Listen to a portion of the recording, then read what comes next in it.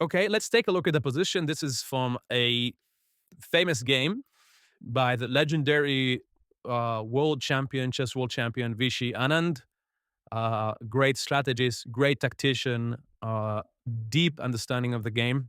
In any case, now pause the video for a second, or maybe more than a second. Try to find first, analyze the position, look at the weaknesses, look at the material imbalances, look at the position of the pieces. We are white. It's white's turn to play. So pause the video and let's analyze it together after that.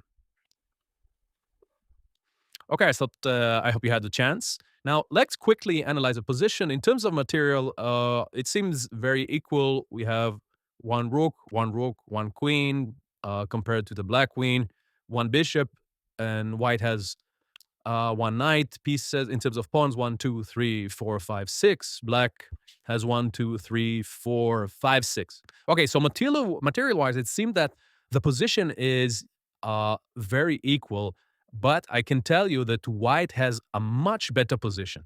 So let's try to understand why. What's the reason for that? And the way I see it, the most important element of why white is in a much better position is that the white's pieces are, and especially we're talking about the knight on d4, the queen, the rook, which are aligned. The white pieces are much more active than black pieces, and they're much better coordinated. Okay, which ties into the fact that they're very active and can therefore create much more threats on black's position. So, for instance, take a quick look at the queen position here and the rook position here. They are aligned. They're clearly attacking the king position. Well, if you take a look at the queen over here, it's kind of, the black pieces are kind of scattered all around without any real coordination, without really attacking anything significant, without really creating any significant pressure on white, and they're really on a defensive position. Black's rook is shaky because it's only protected by the queen. If we look at the king's position, there are a lot of white pieces, eyeing the king area, while the black pieces have nothing to do with the white king for now. The knight here is extremely well positioned in the center. It's centralized. It could jump any moment, given the right condition or circumstance in it to attack the king area. Like I said, the queen and the rook are aligned on an open file with a possible backrank mate, maybe that we should examine. So we clearly see that white has a much better position in terms of pieces that are coordinated and are more active.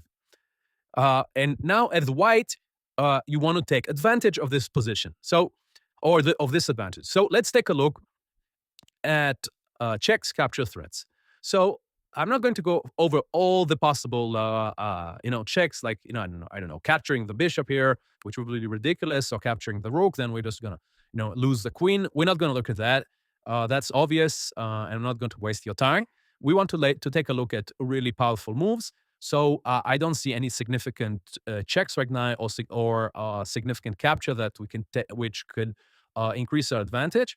A move I would definitely take a look, which is a threat, is moving the bishop closer to the king, which is definitely a candidate move that you want to examine.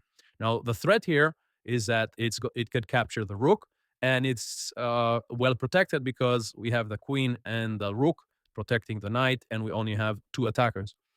However, it doesn't work because black simply has this move, which attacks the queen, and basically through X-ray also attacks the knight. Now the queen has to move here.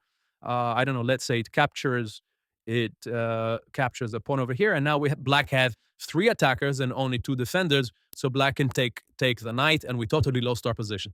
So that's after a good analysis, we understand this is not going to work. Let's take a look at another candidate move, which is rook to e6. This is an excellent move by Anand. First of all, it's definitely making a threat to capture the queen, but at the same time, you can say, well, it could be captured by the bishop. But what happens if it's being captured by the bishop? We have this move, and after that, you can see this is going to be mate in one, unless black must take on the knight in order to prevent a mate in one, and then we just up significant material. And black basically resigned after this move, and you can see why. It's an extremely powerful move, brilliant move, totally using the fact that the shaky positions of the pieces of black, the amazing white coordinated pieces position, and the fact that the knight could jump in and deliver a mate with a queen. So again, if black, I don't know, moves the rook over here, this is also a significant loss of material for this reason.